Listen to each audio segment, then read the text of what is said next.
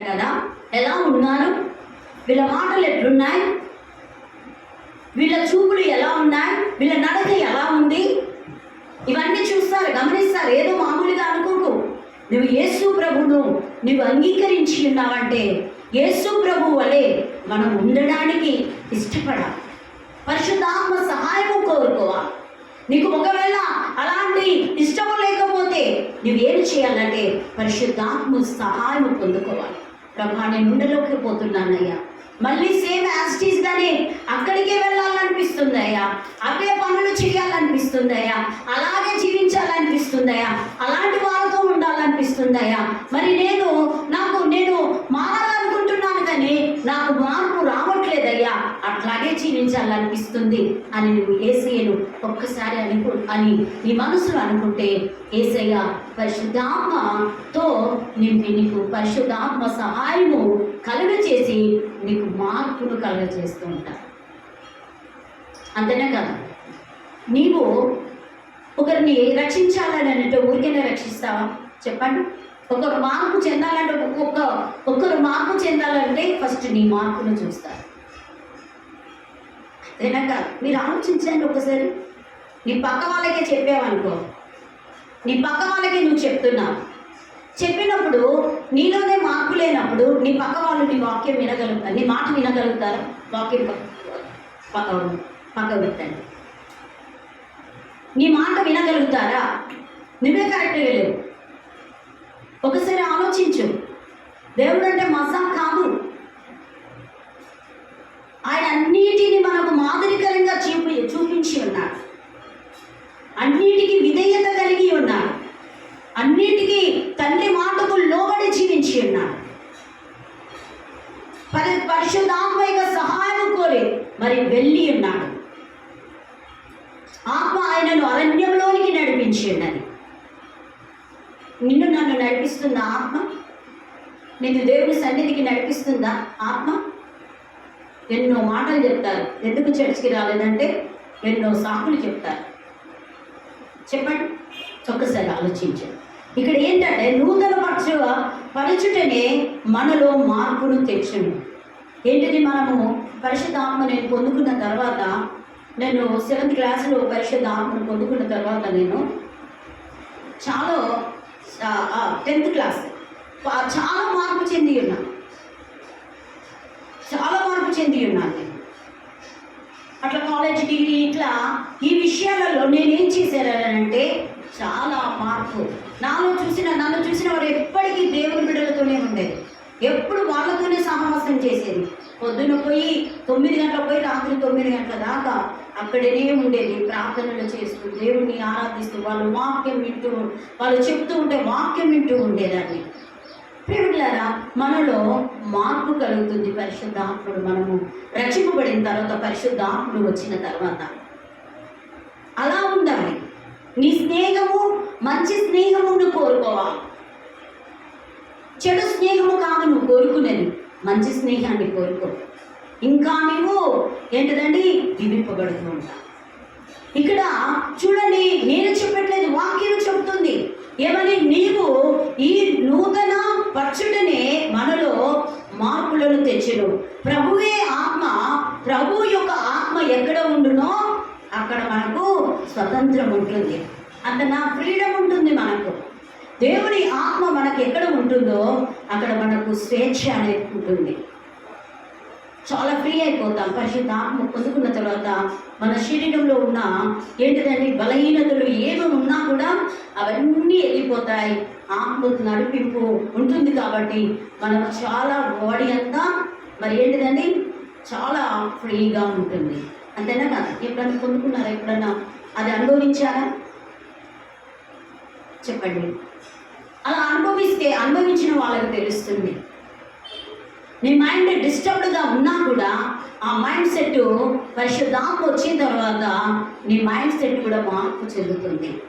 అప్పుడు సత్యములోనికి మనము ప్రభువాత్మ మన మీదికి వచ్చిన తర్వాత సత్యములోనికి నడవడం ప్రారంభిస్తూ ఉంటాం. కాబట్టి మనకు ఎక్కడ ఆత్మ ఉండునో అక్కడ మనకు స్వతంత్రం ఉండునో, మన వలన మన మనమందరము ముసుగు లేని ముఖము వలె ప్రభువు యొక్క మహిమను అర్థంలో ప్రతిఫలము చేయొచ్చు, ప్రతిఫలింప చేయొచ్చు. మహిమ నుండి అధిక మహిమను పొందుచు ఏంటిదట? ప్రభువును ఆత్మ చేత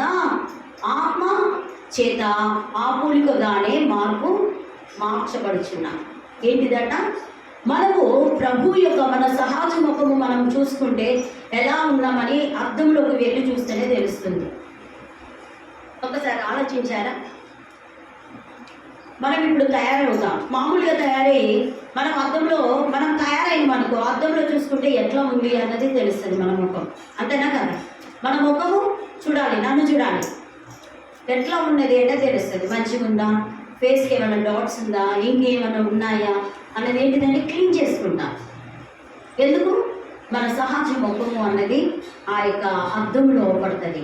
ప్రేమిలారా, మరి మనము ఇక్కడ చూడండి, మహిమ నుండి అధిక మహిమము పొందుకోవాలంటే ప్రభువు యొక్క ఆత్మ చేత నడిపింపబడాలి.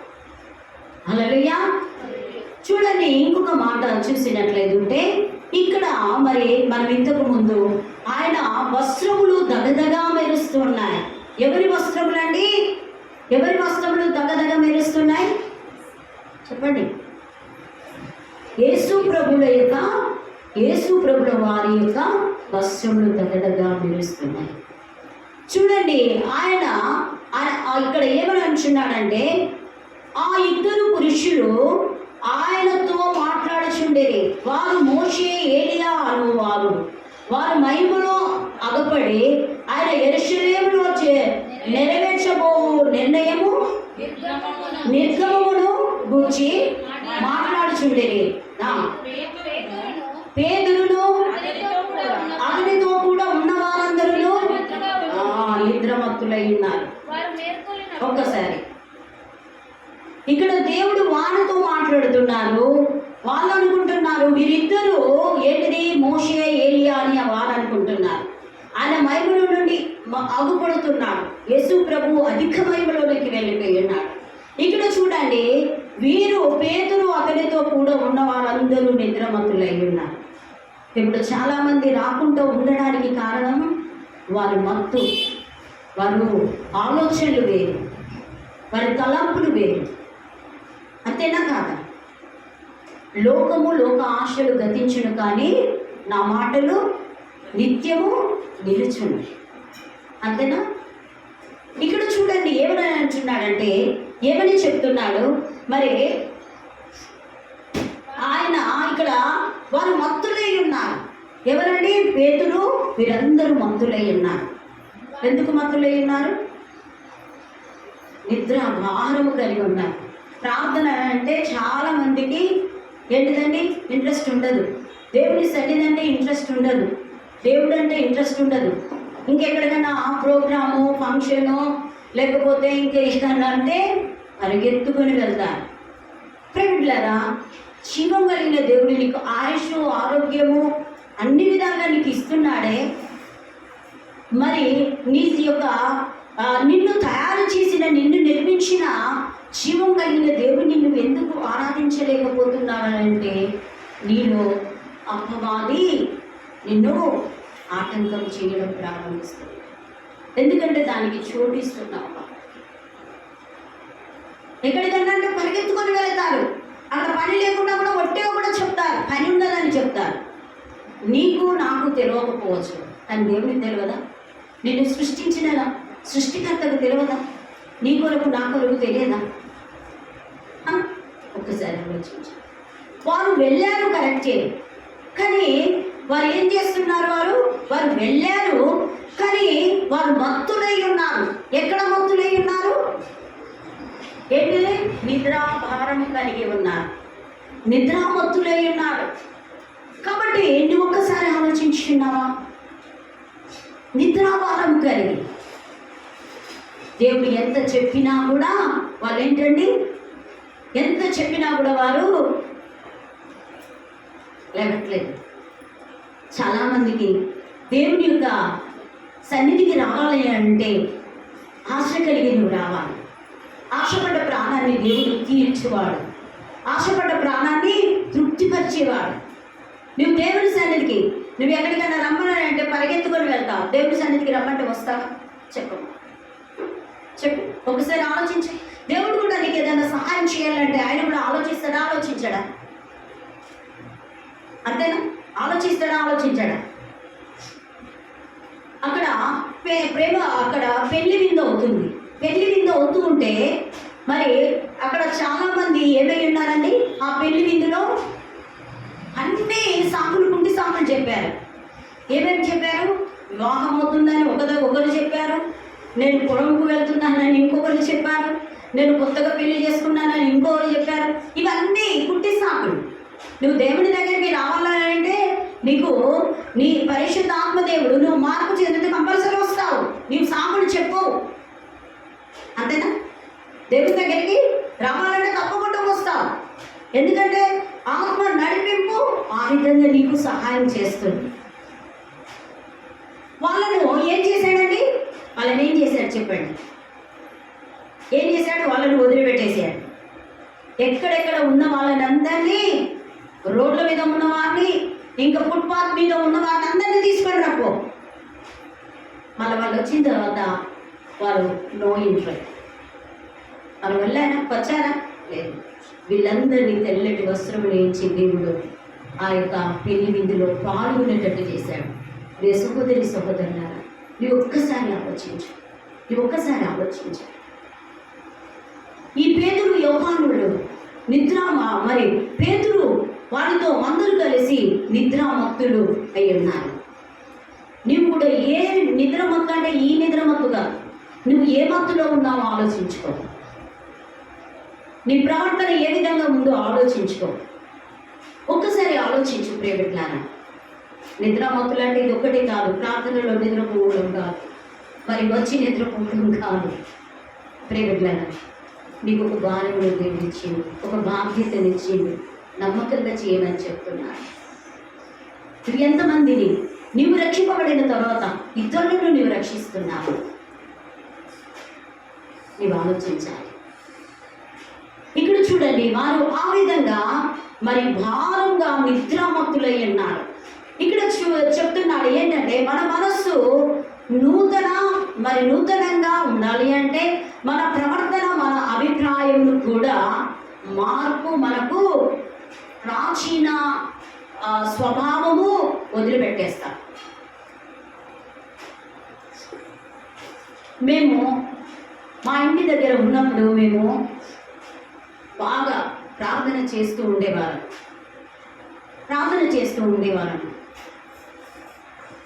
చేస్తూ దేవుణ్ణి బాగా ఆత్మబోధకుడు. ఇప్పుడు మా మధ్యలో వచ్చిన సరిత కూడా మేము కలిసి బాగా ప్రార్థన చేసేవాళ్ళం ఉండేది.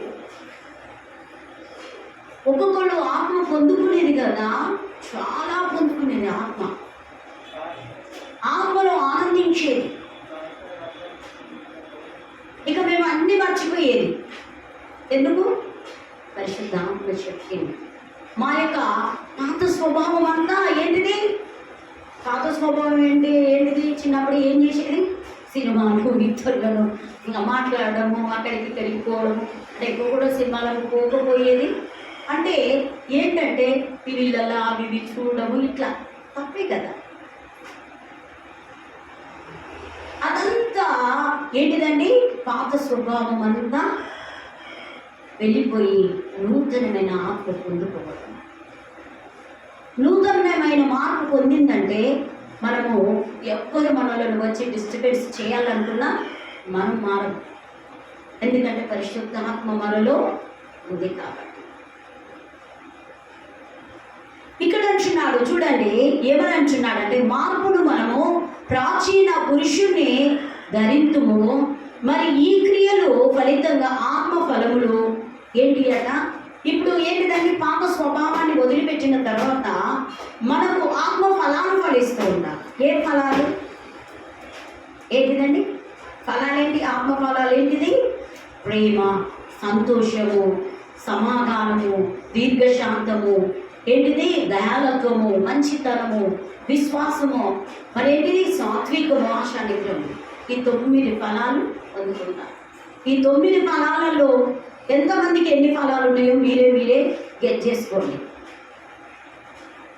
అంటే ఈ 9 ఫలాలలో మీకు ఏ ఫలం ఉంది? ఎన్ని ఫలాలు ఉన్నాయి? లేక 9 ఫలాలు ఉన్నాయా? చాలా దండి, అంతేనా? కాబట్టి నీవు పరిశుద్ధాత్మ పొందుకున్నప్పుడు ఈ ఫలాలను అనుభవిస్తావు. ఎవరిని చూసినా ప్రేమ, దేవుడే ప్రేమమయుడు కదమ్మా, అంతేనా? దేవుడు ప్రేమ అనే ప్రేమమయుడు. ఏదైనా కోపంగా చెప్పాడా? ఎప్పుడో ఒకసారి ఎక్కడ ఆ యొక్క నా మందిరాన్ని దొంగల గుహగా చేసి తిరా అన్నప్పుడే కోపం చేశాడు, అంతే. 1-2 సార్లు, అంతేగాని ఎప్పుడన్నా ఎక్కువగా కోపం చేశాడా? చాలామంది ఎంత కోపం చేస్తుంటారు, అంతేనా? ప్రేమమయుడు అని చెప్తాము, ఆ ప్రేమమయుడిని పక్క పెట్టేస్తాము, తిట్లమయుడిని పట్టుకుంటాము. కోపం చేయాలి. ఒకవేళ వారు మార్పు చెందకపోతే ప్రేమతోనే చెప్పు, వినకపోతే బుద్ధి చెప్పు, హెచ్చరించు. ఏంటిది? ప్రేమ. నీవు పరిశుద్ధాత్మను పొందుకున్న తర్వాత ఈ ఫలాలను అనుభవిస్తూ ఉంటావు. ప్రేమించబడడం, సంతోషిస్తూ ఉంటావు. ఏంటిది? సమాధానము. ఎక్కడ లేని ఎన్ని సమస్యలు ఉన్నా కూడా సమాధానంగా ఉండడం ప్రారంభిస్తావు. ఎలాంటి సమస్యలు వచ్చినా కూడా, భయంకరమైన పరిస్థితులు, కుటుంబ సమస్యలు, ఆర్థిక సమస్యలు, భార్య-భర్తల సమస్యలు, పిల్లల సమస్యలు, ఇవన్నీ ఉన్నా కూడా దేవునిలో నీవు ఉన్నప్పుడు నీకు ఏమవుతుందమ్మా? సంతోషం కలుగుతూ ఉంటుంది. ఏంటిది? సమాధానం కలుగుతూ ఉంటుంది. నీకు ఇంకొకటి ఏం కలుగుతుంది? దీర్ఘశాంతము. వెయిటింగ్ చేస్తూ ఉంటా. ఎందుకు? పరిశుద్ధాత్మ దేవుడు నీలో ఉన్నాడు. అప్పుడు ఏంటిది? ఆ దీర్ఘశాంతము, దయాలత్వం. ఎవరినైనా చూడగానే దయగుణం కలుగుతూ ఉంటుంది. కలిగింది ఎప్పుడైనా మీకు? ఎవరినైనా చూడగానే పాపం అనిపించిందా? చెప్పండి, అంతేనా? దయాగుణం కలుగుతుంది, మంచితనం. మనల్ని చూసిన వారు చెప్తూ ఉంటారు, చాలా మంచి వాళ్ళండి వారు. ఎందుకు అంటే మనలో పరిశుద్ధాత్మ దేవుడు మనలో ఉన్నాడు కాబట్టి. ఇక్కడ విశ్వాసము చాలా గొప్ప. అంటే విశ్వాసము కూడా ఉండాలి. గొప్పదంటే మరి ఏంటంటే స్త్రీ అన్నాడు, నీ విశ్వాసం చాలా గొప్పదమ్మా, సమాధానం కలదానని వెళ్ళుము, నీ కుమార్తె స్వస్థత పొందుకుంటుంది, వెళ్ళు అని చెప్పాడు. అంటే విశ్వాసంతో చెప్పాడు. ఆమె విశ్వాసం ఉంచిన దేవుడు చెప్పిన మాటకు వెంటనే అక్కడ కుమార్తె, ఆ దయ్యం పట్టిన ఆ కుమార్తె బాగుపడి ఉన్నది. ఏ టైంలో అయితే యేసు ప్రభువుల వారు చెప్పారో అదే టైంలో ఆమె స్వస్థత పొందుకొని ఉన్నది. కాబట్టి ఈ విధంగా పరిశుద్ధాత్మ యొక్క మరి మరి ఫలాలు ఏంటున్నాయి? పరిశుద్ధాత్మ యొక్క పరిశుద్ధాత్మ దేవుడు మీరు వచ్చినప్పుడు మరి అంటే మనం ఇంతకు ముందు ఏం చెప్పుకున్నాము? ఈ ఫలాల కొరకు గలతీ 5:22 వచ్చినము ఇవన్నీ ఫలాలు ఉంటాయి. కాబట్టి ఈ విధంగా మనం ఉన్నప్పుడు పరిశుద్ధాత్మ దేవుడు మనకు సహాయము చేయడము మరి కలుగుతూ ఉంటుంది. కాబట్టి ప్రియ సహోదరులారా, నేను ఇంకొక కొంత చెప్పి నేను ముగిస్తాను తొందరగానే. ఇక్కడ ఏమని చెప్తున్నాడంటే,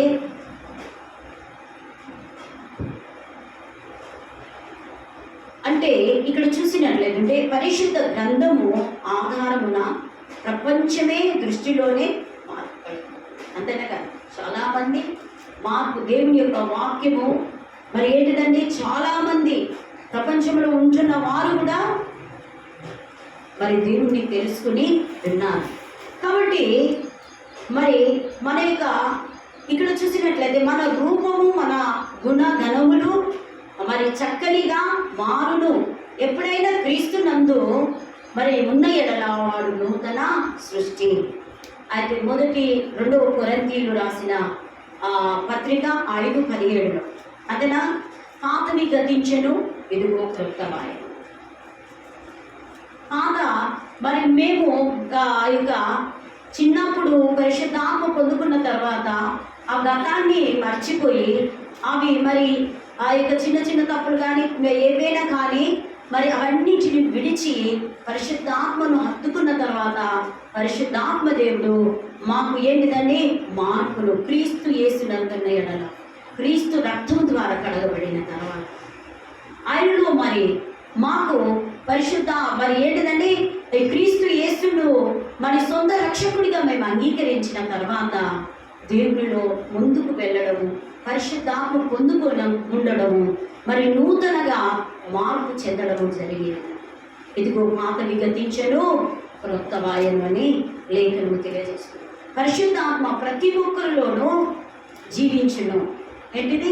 పరిశుద్ధాత్మ దేవుడు ప్రతి ఒక్కరిలోనూ ఉంటాడు. హల్లెలూయా హల్లెలూయా హల్లెలూయా. ఒక పాట పాడుతుంది.